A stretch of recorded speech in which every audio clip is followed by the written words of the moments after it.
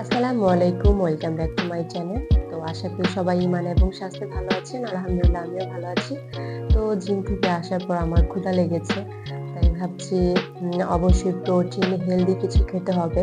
Workout শেষ করে আসার পর ভালো একটা মিল নিতে হয়।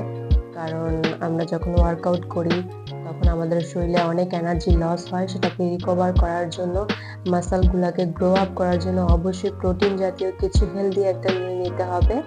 তো এমন একটা হেলদি মিল নিব যেটা খুব ইয়াম্মি এবং অনেক টেস্টি হবে, হেলদি হবে। সবকিছু বিবেচনা করেই এখন আমি মিল্ক শেক স্মুথি বানাবো বানানার। তো এটাতে কি কি দিচ্ছি সেটা আপনাদের সাথে এখন শেয়ার করব। তো চলুন। মিল্কশেক স্মুথিটা বানানোর জন্য আমি কি কি নিচ্ছি সেটা এখন আপনাদের সাথে শেয়ার করব। প্রথমত এখানে আমি 1 গ্লাস দুধ নিয়ে নিয়েছি। তারপর একটা বানানা স্লাইস করে নিয়েছি কেটে। তারপর এখানে আমি কাজু বাদাম, কাঠবাদাম, চিয়া সিড, ওটস আর 2টা খেজুর নিয়েছি বিচি ফেলে। এগুলোকে আমি খুব সুন্দর করে ব্লেন্ড করব। ও আরেকটা জিনিস আছে, সেটা হচ্ছে কফি। লাস্টে আমি যেহেতু আমার কফিটা খুব ভালো লাগে তাই আমি কফিটা মিক্স করব। ব্লেন্ডারে সবকিছু একসাথে শেক করা হয়ে গেলে তখন লাস্টে আমি কফিটা দিব, 1 চামচ কফি দিব। তো এখন আমি সব কটাকে ব্লেন্ডার জারে দিয়ে খুব সুন্দর করে ব্লেন্ড করব। প্রথমে আমি দুধটা ঢেলে দিলাম। তারপরে এই সবগুলো উপকরণ দিয়ে দিব। খেজুর, বাদাম, এগুলোতে প্রচুর পরিমাণে ফাইবারস, প্রোটিন রয়েছে।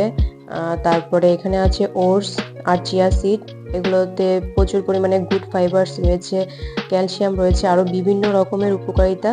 তো এগুলো আমি সব কটা দিয়ে দিলাম একসাথে। দেওয়ার পরে এখন আমি যে বানানাটা স্লাইস করে কেটে রেখেছিলাম এটা দিয়ে দিলাম। এখন এটাকে আমি সুন্দর করে ব্লেন্ড করব। তো এটাকে আমি 1 মিনিটের মতো ব্লেন্ডারে ব্লেন্ড করে নিয়েছি। একদম সুন্দর একটা স্মুথি হয়ে গেছে, দেখতেই পাচ্ছেন একদম থকথকে হয়ে গেছে। এখন এটাকে আমি গ্লাসে ঢেলে নিব। দেখতেই পাচ্ছেন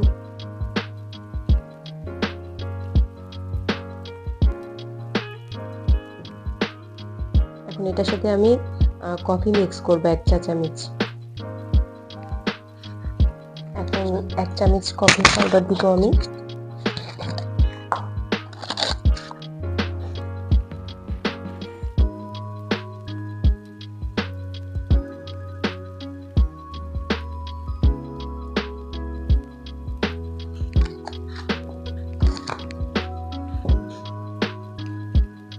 কফিটা খেতে আমি ভীষণ পছন্দ করি, তাই আমি একটু স্মুথির সাথে কফিটা দিয়ে দিলাম। আসলে এটা মানে একটু ডিফারেন্সই হয়েছে, মানে বলার বাইরে। খুব সুন্দর লাগছে দেখতে। দেখাচ্ছি আমি, সুন্দর একটা কালার চলে আসছে। এই যে কত সুন্দর একটা কালার আসছে কফিটা মিক্স করার পরে। তো এটাকে আমি এখন খেয়ে দেখবো কেমন হয়েছে টেস্টটা।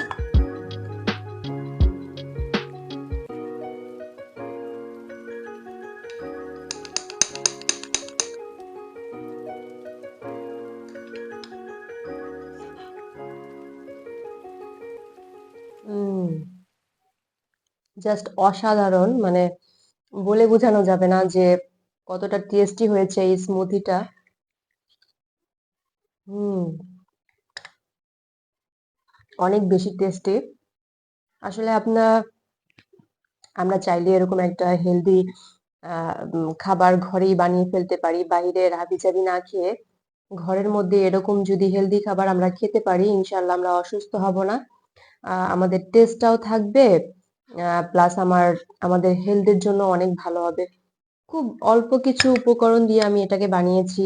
কিছু বাদাম, ফ্রুটস, দুধ, কফি, আপনারা আপনাদের পছন্দ মতো ফ্রুটস অ্যাড করতে পারেন, বাদাম অ্যাড করতে পারেন। সবকিছু অ্যাড করে জাস্ট ব্লেন্ডারে একটু ব্লেন্ড করে নেবেন, ব্যাস। তৈরি হয়ে গেল ঝটপট এরকম একটা মজার হেলদি শেক, বানানা শেক। তো জিম থেকে এসে যদি এরকম একটা প্রোটিন শেক নিতে পারেন, তখন আমাদের মাসল গ্রো আপ হবে, আমাদের যে এনার্জিগুলো লস হয়েছে সেই এনার্জিগুলো রিটার্ন আসবে শরীরে।